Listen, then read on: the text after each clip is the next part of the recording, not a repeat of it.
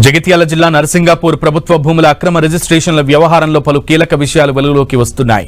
నర్సింగాపూర్లో ప్రభుత్వ భూమిపై కన్నేసిన కొందరు ఏకంగా 100 ఎకరాల భూమిని అప్పరంగా కాజేసినట్లు విమర్శలు వినిపిస్తున్నాయి. గత ప్రభుత్వ హయాంలో ధరణిలోని లోపాలను అనుకూలంగా చేసుకుని అక్రమ రిజిస్ట్రేషన్లు చేసుకున్నారన్న ఆరోపణలు వినిపిస్తున్నాయి. నర్సింగాపూర్ శివారులో 437 సర్వే నంబర్లో 378 ఎకరాలకు పైగా ప్రభుత్వ భూమి ఉంది.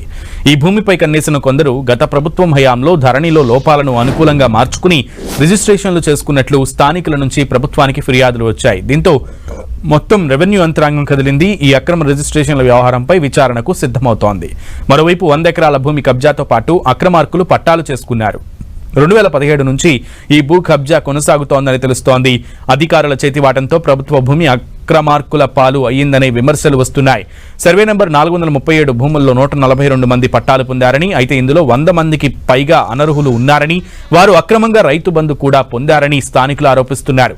ఈ భూముల్లో కొంతమంది వ్యాపారులు కూడా కొనసాగిస్తున్నారు. వ్యాపారాన్ని ఆ భూమిని ఆక్రమించడంతో పాటు అందులో వ్యాపారాలు చేస్తూ భారీగా లబ్ధి పొందుతున్నారు. అక్రమంగా ఇటుక బట్టీలను ఏర్పాటు చేశారు.